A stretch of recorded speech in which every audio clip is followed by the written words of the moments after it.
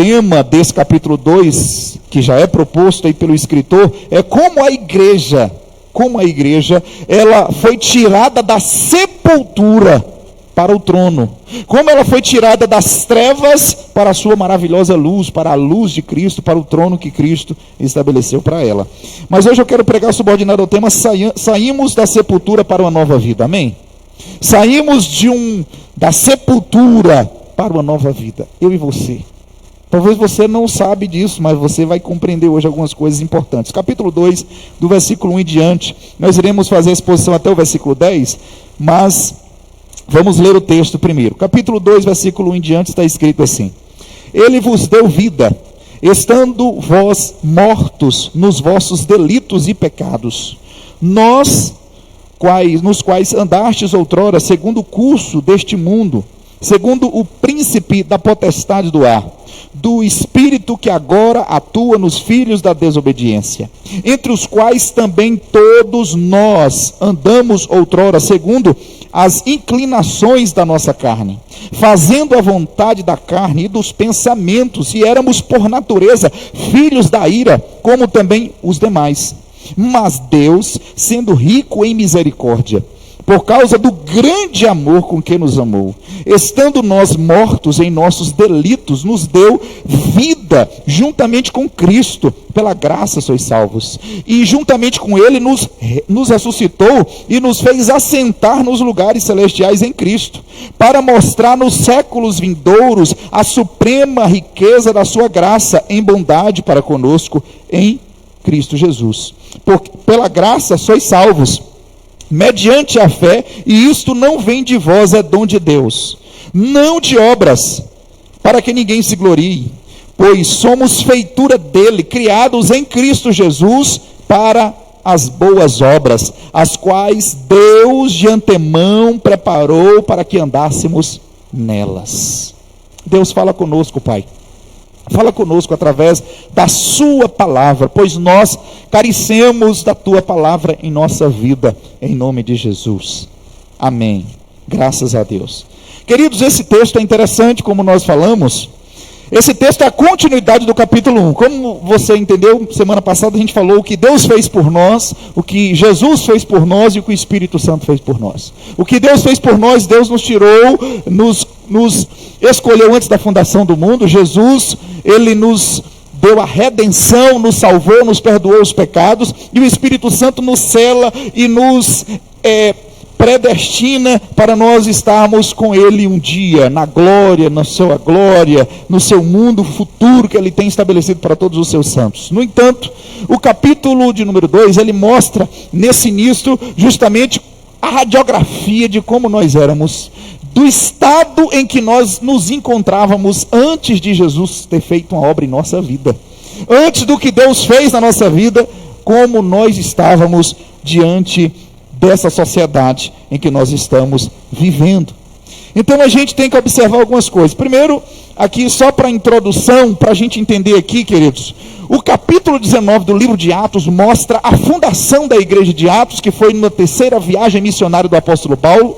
Paulo visitou essa cidade. Esta cidade é uma cidade que tinha mais de 300 mil habitantes daquela época, e Paulo evangelizou essa cidade, pregou para essa cidade, foi o fundador da igreja do evangelho naquela cidade, e pregou muito o evangelho, fez muitas maravilhas e sinais naquele lugar. Diz o texto sagrado de Atos 19, que Paulo, com os lenços e aventais, quando ele colocava nas pessoas, as pessoas eram libertas e transformadas. Houve uma conversão em massa de muitos bruxos. Se você observar o texto do capítulo 19 de Atos, você vai ver que lá tinha mais de 50 mil peças de pratas em valores de livros de bruxaria que foi entregue pelos bruxos da cidade de Éfeso.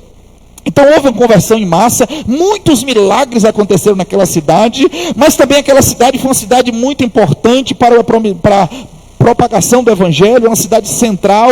Depois da destruição de Jerusalém, depois do ano 70 de Tito, essa cidade se tornou importante para a expansão do evangelho, e essa cidade se tornou uma cidade onde foi palco para muitos homens de Deus, como Timóteo, como a gente pode ver também a vida do próprio João, o último apóstolo a morrer de morte natural. Enfim, muitos homens de Deus passaram por essa igreja de Éfeso e foi uma benção. Mas Paulo, quando escreve essa epístola, ele estava preso em Roma e preocupado com algumas coisas que estavam acontecendo nessa igreja. Ele escreve essa carta, essa missiva, para orientar os irmãos, para ensiná-los a respeito do evangelho, do reino de Deus, daquilo que Deus tinha para eles, daquilo que Deus queria falar com aquele povo. E ele começa falando aqui, no capítulo de número 2 até o 10, ele fala sobre 4 etapas do homem, ou que o homem passa e que Deus quer aqui, usou o apóstolo Paulo para escrever. Então nós vamos observar do versículo 1 ao 3, irmãos, nós vamos ver 4 características aí dessa primeira fase onde o homem estava vivendo. Como o homem estava, qual era a radiografia do homem, ou de todo homem que não crê em Jesus, que não está em Jesus, que não vive em Jesus, que não foi transformado por Jesus, que ainda não encontrou Cristo, que era o estado em que eu e você estávamos um dia. Como é que nós estávamos? O texto diz o que o pecado fez na humanidade. O que o pecado fez na humanidade? Do versículo 1 ao 3 do capítulo 2 vai mostrar isso. Ou seja, nós estávamos mortos espiritualmente. O texto diz aqui, ele nos deu vida estando vós mortos nos vossos delitos e pecados. Primeira coisa que nós no mundo, ou nós antes de conhecermos Jesus, ou todos aqueles que não conhecem Jesus, estão mortos espiritualmente. O texto diz, estando vós mortos nos vossos delitos e pecados. Ou seja, irmãos, toda pessoa que ainda não encontrou Jesus, ou nós, quando nós não tínhamos ainda Cristo, não tínhamos confessado Cristo, nós estávamos mortos, irmãos. Mortos no sentido não físico, mas no sentido espiritual. Nós estávamos mortos nos nossos delitos e pecados. Morto não sente, morto não pensa no sentido de raciocínio, nada. Morto não tem sensibilidade, morto não toma atitude, morto não tem consciência. Mas Deus, quando olhou para você, ainda que morto, Ele tinha um plano para mim e para você. E Ele tem um plano para toda a humanidade que está morta nos seus delitos e pecados. Tem muita gente que pensa que está vivo. Ele está vivo biologicamente, ele é um ser humano, ele consegue fazer suas atividades nessa terra, trabalha, estuda e faz uma série de coisas, mas ele está morto para Deus. Ele não tem vontade de buscar a Deus, ele não tem desejo de buscar a Deus, ele faz até o bem no sentido social, porque a Bíblia mesmo fala: se vós, pois, sendo maus, conseguem dar boas coisas aos vossos filhos, quanto mais o Pai Celeste não daria boas coisas àqueles que Ele pede. Ou seja, Ele coloca essa situação dizendo o quê? Que o homem, ainda que seja morto, ele pode fazer coisa boa, praticar coisa boa, mas ele é mau, ele está morto espiritualmente. Tem muita gente morta espiritualmente, mas Ele coloca isso, está morto espiritualmente. Depois Ele fala que está em desobediência. Olha o que o texto diz no versículo 2. Nos quais andastes outrora segundo o curso deste mundo, segundo o príncipe da potestade do ar, do espírito que agora atua nos filhos da desobediência. Então toda pessoa que não tem Jesus, que não confessou Jesus, que não vive para Jesus, que não foi transformado por Jesus, ele ainda está nessa condição, primeiro, de morto espiritualmente, segundo, de ter a influência do príncipe da potestade do ar, que é Satanás. Ele vive para a influência disso. E aí vai dizer que o espírito que atua nos filhos da desobediência. Por que filho da desobediência? Porque toda pessoa que não se entregou a Jesus, ele ainda está em desobediência com Deus. Ele não está ligado a Deus, ele não está aliançado com Deus. Logo, ele ainda está numa condição de distante de Deus. Ele está afastado de Deus. Irmãos, era a nossa condição, minha e sua, antes de conhecer Jesus. Nós estávamos numa situação morto espiritualmente, e nós andávamos pela influência dos espíritos da potestade do ar. Isto é, quando nós não conhecíamos Jesus, nós éramos influenciados por coisas das trevas. Ainda que você é um ex-bonzinho, porque tem crente que é ex-bonzinho, tá, irmãos? Tem crente que é ex-travesti, tem crente que é ex-bandido, ex-macumbeiro, um monte de coisa, ex. Tem um monte de gente que é ex alguma coisa. Mas existem pessoas que eram ex-bonzinho. Ele nunca fazia nada errado. Mas mesmo assim, existia espíritos que tentavam tirar ele de Deus, tirar o foco dele de Deus. E muitas pessoas que, por ser bonzinhos nessa sociedade, ele acha que ele não precisa de Jesus. Ele, não, eu já sou quase crente. Eu faço tudo certo, não tenho nada que me condena, então eu não tenho um problema, eu sou bem, estou bem resolvido com minha vida. Mas isso é o engano. Porque o principal demônio que atua nas regiões celestiais é o demônio da incredulidade. O texto diz espíritos que atuam nas potestades do ar. E o texto diz em 2 Coríntios capítulo 4, versículo 4, que os deuses desse século cegou o entendimento dos incrédulos para que ele não veja a glória do evangelho de Cristo. Então, pior do que um macumbeiro, um feiticeiro ou qualquer pessoa que vive uma vida depravada, o pior pecado é não crer em Jesus Cristo e em Deus. Esse é o pior. E os espíritos atuam justamente para que isso aconteça, para que a pessoa não creia e não desfrute da vida nova que Deus tem para ele, ou seja, filho da desobediência. E o terceiro, vai dizer aí o estado em que o pecado colocou a humanidade. Primeiro, morto espiritualmente, desobediência. Terceiro, o homem é depravado. O versículo 3, queridos, vai dizer isso. Olha o que está escrito no versículo 3. Entre os quais também todos nós andávamos. Paulo se inclui. Paulo aqui se inclui, ele fala na primeira pessoa. Entre os quais também todos nós andamos outrora segundo a inclinação da nossa carne, fazendo a vontade da carne e dos pensamentos, e éramos por natureza filhos da ira, como também os demais. Irmão, Paulo se coloca também como alguém que estava em uma condição de depravação. Paulo não se exclui, ele diz, eu não sou santo e vocês são depravados. Paulo está dizendo, eu e vocês, nós andávamos influenciados também por essa depravação do homem, andando pelos pensamentos da carne, pelas obras da carne, pela vontade da carne, e eram por natureza filhos da ira. Ou seja, nós estávamos numa situação que só a misericórdia de Deus por nós. É a situação do mundo, irmãos. Não se engane, o mundo aí, as pessoas estão mortas espiritualmente, as pessoas estão em desobediência, segundo lugar, e as pessoas estão vivendo a vida depravada, fazendo a vontade da carne, fazendo a vontade dos pensamentos maliciosos, e não aquilo que Deus quer que nós façamos. Todos nós estávamos um dia nessa situação. Todos nós estávamos um dia nessa situação. E quarto lugar, nós estávamos condenados. Condenados. O texto mostra aqui no versículo de número 3 ainda, diz assim, que nós éramos por natureza filhos da ira, como também os demais. Irmão, você tem noção do que seja isso? Nós não fomos salvos do inferno. Nós não fomos salvos de Satanás. Nós fomos salvos de Deus. Nós tínhamos uma dívida com Deus. E aí muita gente tem essa dificuldade e acha que nós tínhamos uma dívida com o diabo, que nós tínhamos uma dívida com o inferno. Nós tínhamos uma dívida com Deus. Porque Adão pecou e todas as pessoas que nasceram depois de Adão estão sujeitas ao pecado. Então todo mundo está condenado, isso mesmo. Capítulo 3 de Romanos, versículo 23, vai dizer, todos pecaram e destituídos, afastados, excluídos, deserdados da glória de Deus estão, por isso todo mundo está em pecado. Por isso que não tem pecadinho e pecadão, todo mundo está condenado. E eu e você éramos condenados, nós éramos filhos da ira. E tem um detalhe.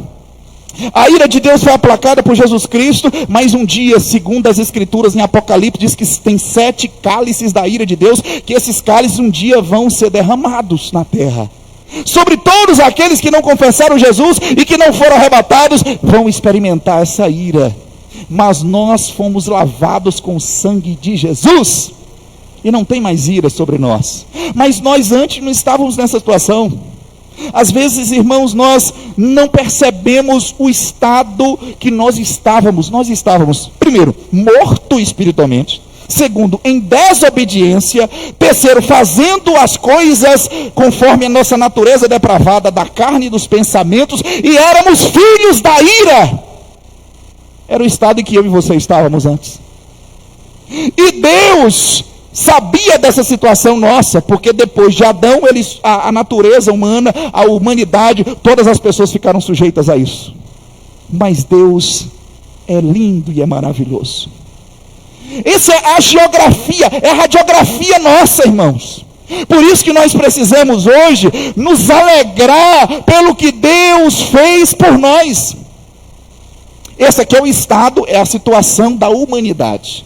Seja ele o presidente da república, seja ele uma pessoa mais simples, seja o mais rico da cidade, seja o mais douto da cidade, seja o homem mais depravado, ou o homem ex-bonzinho, todos nós éramos nessa situação. Mas Deus é maravilhoso. Olha o que diz o texto. Essa aqui é o homem e o que o pecado fez na vida do homem. Agora vamos observar a obra de Deus por nós. O que Deus fez por nós? Observe no versículo 4 em diante. Mas Deus, sendo rico em misericórdia, por causa do grande amor com que nos amou, estando nós mortos em nossos delitos e pecados, nos deu vida juntamente com Cristo, pela graça sois salvos. Olha que coisa linda, irmãos. Ou seja, a obra de Deus por nós implica algumas coisas. Deus, ele exercitou dois atributos dele: misericórdia e amor. Quando Deus viu você e eu lá, naquela situação, morto, desobediente, depravado e cheio da ira de Deus, Deus, no versículo 4 ele diz: mas Deus, que é rico em misericórdia, ele nos amou. Ele nos amou. Ele nos amou não porque nós fazemos alguma coisa boa. Esse é o detalhe. Às vezes nós achamos que nós agradamos a Deus porque nós fazemos alguma coisa, porque nós somos bonitinhos, porque nós fazemos alguma coisa que agrada a Ele. Irmãos, Deus te amou antes de você ter consciência. Você estava morto, desobediente, depravado, distante da ira de Deus, e Deus te amou. Deus me amou. A Bíblia diz em João: Ele nos amou primeiro. Ele nos amou primeiro. Ele deu o seu Filho, conforme João capítulo 3, versículo 16, porque Deus amou o mundo de tal maneira que deu o seu Filho unigênito, para que todo aquele que nele crê não pereça, mas tenha a vida eterna. Ele nos amou. Eu acho que você precisa se alegrar, querido, porque o estado em que eu e você nos encontrávamos, e Deus nos amar. Ele não nos amou do jeito que nós estamos hoje, aqui na igreja, alegrando, adorando a Deus. Ele te amou você lá no mundo, quando você não tinha nem noção do que era o reino de Deus, do que era servir a Jesus, do que era fazer a obra de Deus, do que é sentir a presença de Deus, e você estava afastado, e Deus te amou lá naquela situação que você estava. E Deus ama você que talvez esteja nessa situação. Ele ama você, não o pecado, mas o pecador. Ele ama. Aleluia. Então você vê a misericórdia e o amor de Deus. Queridos, Deus é riquíssimo em misericórdia e amor. Por isso você precisa orar pelos teus, orar pelos teus parentes, orar pelos aqueles que ainda não aceitaram Jesus, aqueles que ainda não tiveram encontro genuíno com Jesus Cristo. Deus é riquíssimo em misericórdia e amor. Aqui o texto diz, o texto fala bem claro: Deus é rico em misericórdia. Deus não é classe média em misericórdia e amor. Deus não é pobre em amor e misericórdia. Deus é rico. Ele tem de sobra. Ele dá. Ele é abundante. É rico em misericórdia. E Deus é rico em misericórdia para comigo e para contigo, meu querido irmão. E é interessante que ele vai dizer: por causa do grande amor que nos amou. Paulo novamente se inclui. Ele se incluiu no pecado, que ele também era pecador, mas ele se inclui no amor. Nós éramos todos condenados, mas Deus nos amou também. Todos nós. Aleluia. Outra coisa interessante está no versículo 5, querido, vai dizer o seguinte: que ele nos ressuscitou com Cristo. Ele nos ressuscitou com Jesus Cristo. Querido, é importante você entender esse texto. E estando nós mortos em nossos delitos, nos deu vida juntamente com Cristo, pela graça sois salvos. O que quer dizer isso, pastor? Isso aqui é interessante. Isso aqui quer dizer o seguinte: que quando nós nascemos de novo, gerou vida, nós geramos vida em Cristo. Nós estávamos mortos, uma sepultura espiritual. Cristo agora nos ressuscita.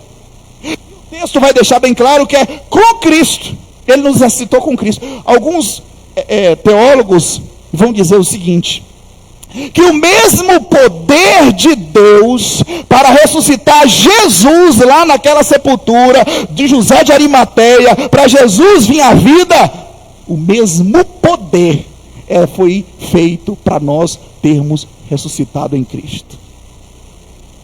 A mesma graça, o mesmo poder que surpreendeu os discípulos que viram Jesus ressuscitado, é o mesmo que atingiu o meu e o teu coração. A graça de Deus te alcançou, e Deus te ressuscitou, e você hoje é uma nova criatura. Irmãos, isso é coisa linda, isso é coisa maravilhosa, isso é uma verdade profunda para nós. Por isso que a Bíblia diz: se já ressuscitaste com Cristo, buscai as coisas de cima, onde Cristo está sentado à destra de Deus, segundo Colossenses capítulo 2. Vai dizer isso, irmãos, nós nos ressuscitamos com Cristo. Aleluia. Se nós, queridos, se nós entendermos essa verdade, você vai ser um cristão assim, ó, aleluia, olha a obra que Deus fez por mim. Eu estava morto, afastado, distanciado, debaixo da ira, vivendo de maneira depravada, e Deus teve misericórdia de mim, de tal forma que Ele me ressuscitou com Cristo. Aleluia. E um dia Ele vai glorificar a mim e a você, como Ele fez com Cristo. Cristo não recebeu o corpo glorificado? Sim, nós um dia também receberemos o corpo glorificado, e ao soar da última trombeta, nós seremos levados às alturas com o corpo glorificado. Aleluia, glória a Deus. Interessante isso, ou seja, Deus deu vida a Jesus no túmulo e ressuscitou Jesus e fez Jesus assentar com Deus lá no céu. Da mesma forma é com você.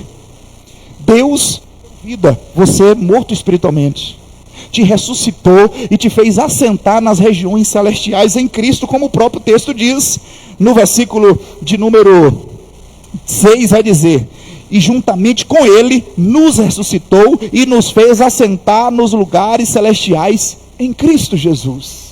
A mesma coisa, assim como Jesus morreu, ressuscitou e foi assunto aos céus, nós já estávamos mortos, Ele nos deu vida, nos ressuscitou e nos fez assentar nas regiões celestiais em Cristo Jesus. Querido, você sair de uma sepultura espiritual e Deus fazer essa obra, ó, de transferência para você estar nas regiões celestiais em Cristo, é um mérito extraordinário. É algo extraordinário. Você usufrui das bênçãos espirituais concedidas por Jesus Cristo. O texto diz, inclusive, que nós falamos na semana passada, no capítulo 1, versículo de número 3, vai dizer: bendito Deus e Pai de nosso Senhor e Salvador Jesus Cristo, que nos tem abençoado com todas as bênçãos nas regiões celestiais. Por que Ele nos abençoa nas regiões celestiais? Porque você está lá. Você é dessa terra, mas você está nas regiões celestiais em Cristo. Aleluia. Tem bênçãos sobrenaturais muito maiores, muito mais extraordinárias, que Jesus já fez, já operou na sua e na minha vida. Aleluia. Glória a Deus. Mas além dele ter derramado sua misericórdia e seu amor, além dele ter nos ressuscitado com Jesus Cristo, Ele nos guarda para o fim. Ele nos guarda para o fim. Você está guardado, querido. Você está guardado com Cristo para um propósito futuro. Você está guardado com Cristo, não para o ano que vem, não para daqui 5 anos. Você está guardado para os séculos dos séculos que Deus tem preparado para nós. Olha o que o texto diz aí no versículo de número 7 do capítulo 2, vai dizer assim: para mostrar nos séculos vindouros a suprema riqueza da sua graça em bondade para conosco em Jesus. Você foi salvo, tirado das trevas, e você é propriedade de Deus, como nós falamos na semana passada. Você é a propriedade de Deus, e Deus guarda você para os séculos futuros, para falar assim: esses aqui são aqueles que eu vim, trouxe de todos os povos, tribos, línguas e nações. Esses são aqueles que eu trouxe lá da terra. Aleluia. Deus tem te guardado para coisas maiores no futuro, querido. O texto mesmo diz e juntamente com Ele nos ressuscitou e nos fez assentar nos lugares celestiais em Cristo, para mostrar no século. Ele quer mostrar você lá na eternidade.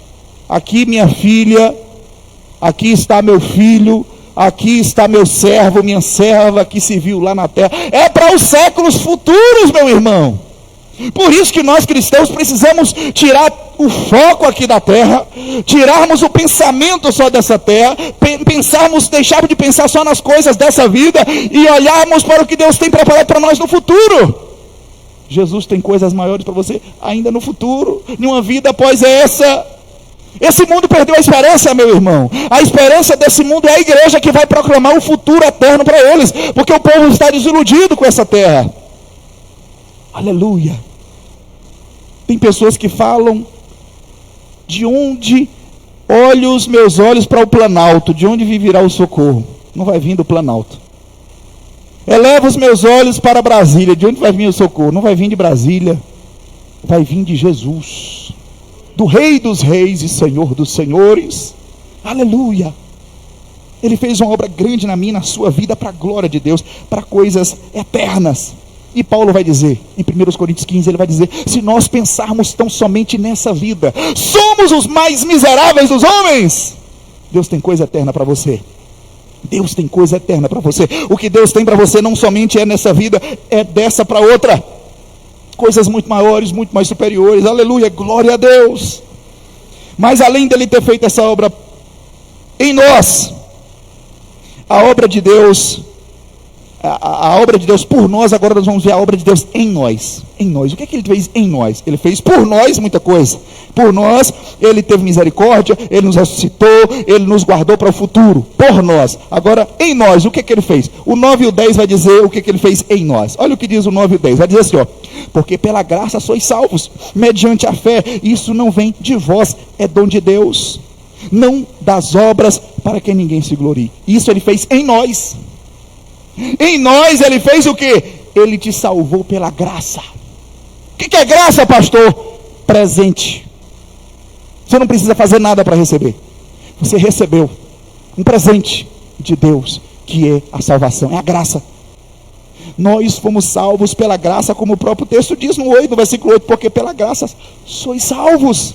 Irmãos, até hoje as diversas religiões que não são cristãs acham que a salvação é por sacrifício humano. E as pessoas sobem se cortando, fazendo tortura no seu próprio corpo para adquirir a salvação. Outros lugares exigem que a pessoa faça boas obras para que ela seja salva. Outras vão dizer que você precisa seguir determinados ritos e ritualizações para ser salvo. Jesus está dizendo: você foi salvo pela graça. Pela graça. Pela graça sois salvos, um presente de Deus para nós, para a humanidade, aquele que crê em Jesus. Mas vai dizer mais: isto não vem de vós, é dom de Deus. Não vem de mim nem de você. É Deus quem promove. É Deus quem vai fazer essa obra em nossa vida. É obra dele. Por isso que eu e você temos que saber orar pelas pessoas que precisam ser alcançadas por Jesus. É dizer: Espírito Santo, visita aquela pessoa, convença ele do pecado, da justiça e do juízo, para que ele entenda a verdadeira proposta que Deus tem para a sua vida. Deus quer dar vida, Deus quer dar vida com abundância para ele. Deus toca naquela vida. E Deus, o seu Espírito Santo, que convenceu a mim e a você, aleluia, ele pode convencer aquela alma que está morta, que está em desobediência, que está depravada e que está debaixo da ira de Deus. E o Espírito de Deus, que é rico em amor e misericórdia, vai ressuscitar aquela pessoa e ele vai estar com Cristo preparado para o futuro, em nome de Jesus. Em nome de Jesus. Mas além dele ter feito essa obra, está fazendo essa obra em nós, ele faz outra coisa: por meio da fé. Olha o texto disso, irmão, no versículo de número 9, vai dizer assim, versículo de número 8 ainda: mediante a fé. É fé. Nós somos salvos mediante a graça de Deus, somos salvos pela graça por meio da fé. Temos que crer. Tem que crer em Jesus. tem que confessar com a sua boca, tem que acreditar, tem que dizer: eu acredito em Jesus, que Ele vai me ressuscitar, que Ele vai me preparar para a vida eterna, que Ele vai me dar vida nova. Aleluia! Oh, glória! É fé, querido, nós temos que ter fé e crer. E as pessoas vivem num momento sem fé.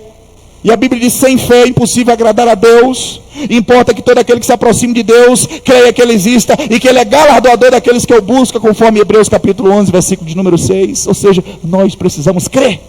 Creia em Jesus, creia em Cristo. Mas ele vai dizer, para finalizar no versículo 9, ele vai falar esse ponto aqui: não de obras, para que ninguém se glorie. No versículo 9 vai dizer, 2:9, a salvação não é por obras. Por quê, pastor? Para que ninguém bata no peito e diga assim: eu me salvei, eu sou bom, tão bom, que eu me salvei a mim mesmo, eu fiz as coisas certas. Irmãos, a religião não salva ninguém. Amém, irmãos? A religião não salva. Não é a igreja batista Logos quem salva. Não é a igreja batista A, a igreja batista B, a igreja pentecostal A ou B, igreja anglicana, igreja... Não é a igreja, não é a religião. Não é. Não é pastor quem salva e que declara alguém salvo. Não. Não é nada nessa terra, não é padre, não é bispo, não é apóstolo que fala: você está salvo, você não está salvo. Não. Não é para que ninguém se glorie. E não é por obras. Alguém dizer: não, eu frequento a igreja, eu dou meu dízimo, eu faço tudo certinho, eu acho que eu estou salvo. Eu acho que eu estou salvo. Eu mereço o céu. Tem gente que fala assim: não, eu mereço o céu. Eu mereço. Esses dias eu estava vendo uma programação e a atriz falou assim: você acha que você merece para o céu? Eu mereço. E aí tinha um ator que morreu, na verdade um ator morreu, um ator muito conhecido, e aí entrevistou uma atriz: você acha que fulano foi para o céu? Ele merece o céu, gente boa, pessoa bacana, merece o céu. E a gente acha assim, querido, mas não é assim. A salvação não é merecimento, não é porque foi bonzinho ou foi boazinha. É Jesus quem salva o homem. Só existe um caminho, Ele é o caminho, Ele é a verdade, Ele é a vida. E tem gente, não se engane, que é apegado à religiosidade. Ele acha que por ele estar indo na igreja, todos os cultos, por ele participar de todas as atividades, ser um dizimista fiel, ser alguém que não faz nada de errado, e ele acha que isso é o seu amuleto como garantia de salvação. Às vezes a pessoa fala assim: não, pastor, eu acho que pelo tempo que eu estou na igreja, eu já estou salvo. Eu acho que eu estou salvo, porque eu já tenho tanto tempo na igreja. Mas não é tempo de igreja, não é cronologia da igreja. Às vezes tem gente que está na igreja há 10 anos e ainda não foi ressuscitado com Jesus. Continua nas mesmas práticas pecaminosas do passado, não foi ressuscitado, está na mesma natureza caída e depravada. Só que tem pessoas que às vezes têm pouco tempo, mas Deus já fez uma obra tremenda na sua vida, e ele já nasceu de novo, ele agora é um fiel cristão. O seu nome não é mais registrado nessa terra, o seu nome foi registrado no livro da vida. Aleluia. A religião não salva. A religião não salva. A religião não salva. Eu me lembro da época da Reforma Protestante, 1500 ali, 17 aconteceu a Reforma, 28 de outubro de 1517, a Reforma Protestante. E o grande dilema era achar que a salvação é pela obra, porque a Igreja Católica Romana na época, ela dizia o seguinte: você quer ser salvo? Você quer ser salvo? Então dê uma moeda para Deus, e quando a moeda cair no fundo do gasofilácio, uma alma é tirada do purgatório. Você pode tirar sua tia, você pode tirar sua avó, você pode tirar sua tataravó, ou seu tataravô. É só você dar uma moeda para Deus. Achavam que a salvação poderia ser comprada, e tinha ainda até aquela coisa: você pode comprar um terreno no céu, é só você dar um dinheiro para Deus. Se você der o dinheiro para Deus, você vai ter um terreno no céu. E as pessoas, irmãos, sem conhecimento da Bíblia, sem conhecimento da palavra, as pessoas faziam isso. Davam dinheiro, achando que ia ter um predinho melhor lá no céu, achando que isso ia comprar a salvação. E durante muitos anos a Igreja Católica Romana enganou o pessoal. Enganava as pessoas, dizia assim: ó, você vai ser salvo se você der dinheiro. Irmão, não está muito diferente dos dias de hoje.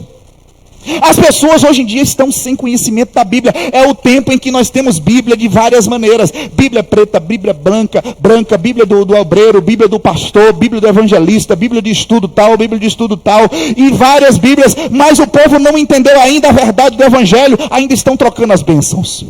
Venha para a igreja. Você quer ser próspero? Vem aqui para a igreja. Dê 100 que você vai receber 300. Você já viu isso, irmãos? Venha para a igreja que se você der 50, você vai receber 500. Venha para a igreja que dê 10 mil, que você vai receber 20 mil. Dê sua casa, uma casa que vai receber 2. Irmão, isso é mentira. O povo tem trocado as bênçãos de Deus, irmãos. A Bíblia diz que é pela graça de Deus que nós somos salvos, para que ninguém se glorie. Aleluia.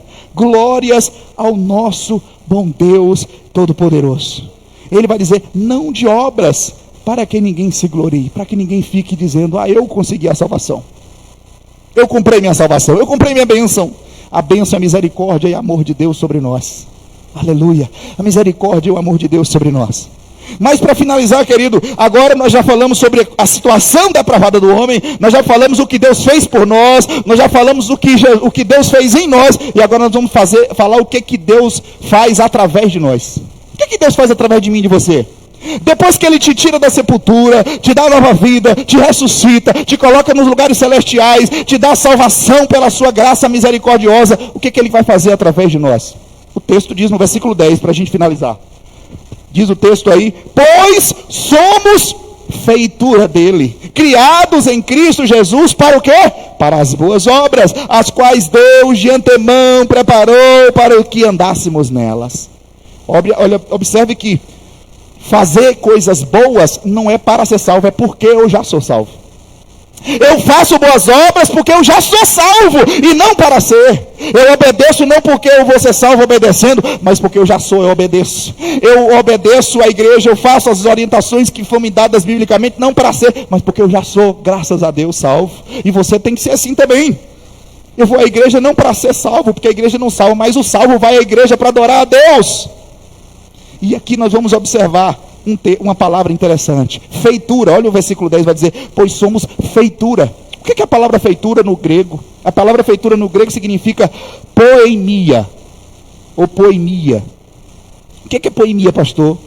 Poemia é a palavra poema, ou seja, nós somos o poema de Deus, nós somos a poesia de Deus, em Cristo Jesus. Vai dizer, pois somos feitura dele, ou seja, a poesia de Deus, a arte de Deus.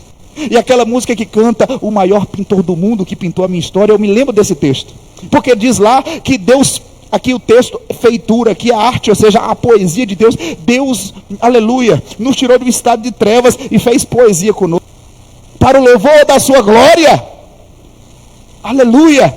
Você é a poesia de Deus, que Deus levantou, tirou das trevas, ressuscitou, e há de evidenciar pelos séculos dos séculos. Esse aqui foi de onde eu tirei esse aqui, aleluia, e olha o que eu fiz na vida dele, aleluia, glória a Deus, que bênção, que maravilha. É uma arte, uma obra de arte de Deus. Você é uma obra de arte de Deus, amém, querido? Você é uma obra de arte de Deus. Mas ainda vai dizer o seguinte, ele vai dizer, pois fomos feitura dele, criados em Cristo Jesus para boas obras. Essa palavra criada é interessante. Em 2 Coríntios capítulo 5, versículo 17, vai dizer o seguinte, que nós somos nova criatura, nova criação. As coisas velhas se passaram, eis que tudo se fez novo. Você é uma nova criatura em Jesus. Você é uma nova pessoa em Jesus Cristo, meu irmão.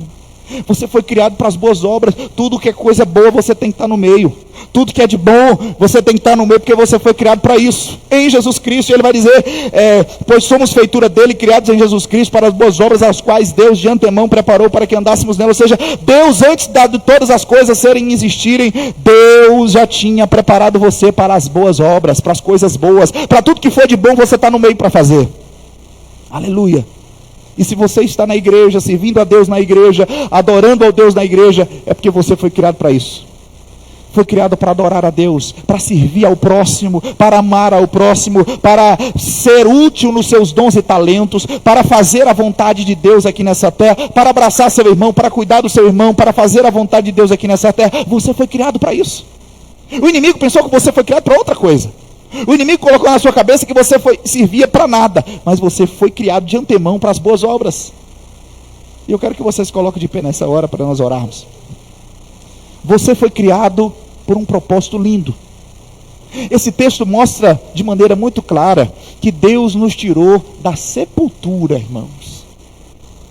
Deus tirou nós de uma situação terrível e nos deu vida, nos ressuscitou, nos guarda para os séculos dos séculos que vão vir aí à frente. Ele nos fez sua pintura particular. Você é a poesia de Deus, você é a criação de Deus. E Deus quer que você faça as obras dele. O que ele faz através de nós, ele quer que você faça a obra dele.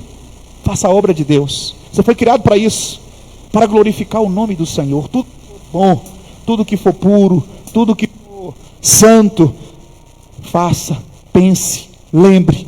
Feche os teus olhos aí, onde você estiver. Jesus fez uma obra grande em nossa vida, querido. Eu não sei há quanto tempo você está no Evangelho, talvez 10, 20, quase 30 anos, talvez. Mas eu quero que você se lembre de onde Jesus te tirou, o que Jesus fez em sua vida. E Jesus fez isso tudo na sua vida, não foi para outra finalidade, senão para você servi-lo, porque foi para isso que você foi criado, aleluia. Foi para isso que você foi regenerado, foi para isso que Deus investiu em você, exercitou a sua misericórdia, o seu amor, o seu cuidado para conosco, aleluia. Oh Espírito Santo, fecha os teus olhos aí, comece a orar a Deus, fala com Deus. Deus te tirou da sepultura e te colocou num lugar celestial, nas regiões celestiais.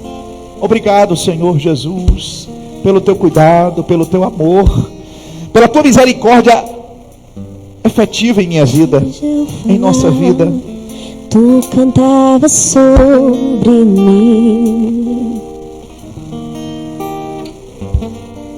Tu tens sido tão, tão bom pra mim.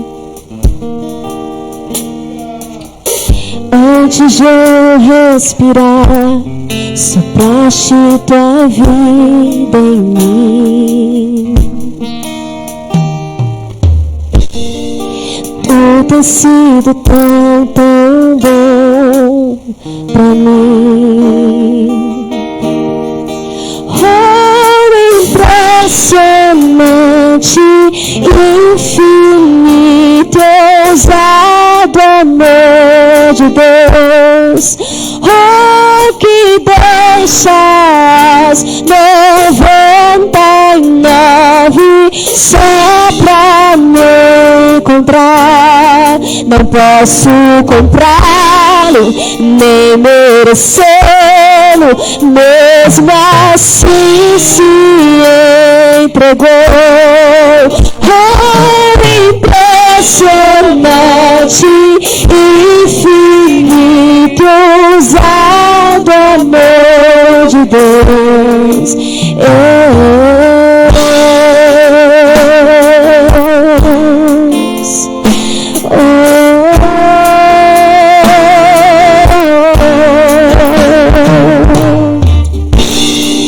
Antes de eu falar, tu cantava sobre mim.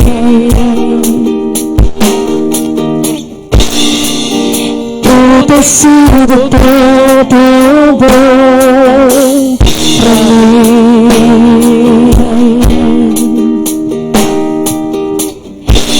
Antes de eu respirar, sopraste tua vida em mim. Tu tens sido tão, tão bom pra mim. Oh, impressionante, infinito, ousado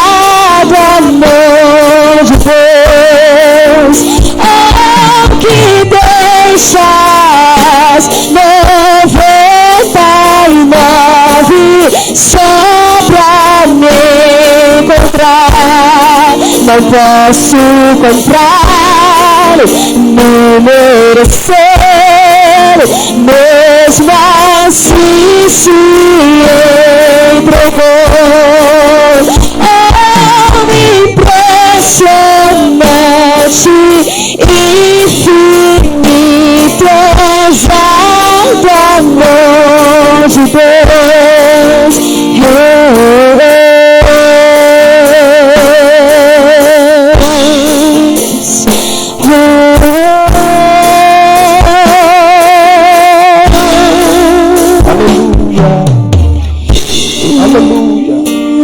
Deus fez uma obra grande em nossas vidas, queridos. Deus nos deu vida e vida com abundância. E eu quero que nessa hora você sinta essa graça, esse amor, esse cuidado. Jesus te ama tanto, tanto, tanto. Não agora, não hoje, do jeito que você está, mas Ele te amou lá antes, naquela época, há muito tempo atrás. Ele te amou primeiro. Ele deu o seu filho na cruz, que foi preparado antes da fundação do mundo por mim e por você. Aleluia. Ele nos deu vida.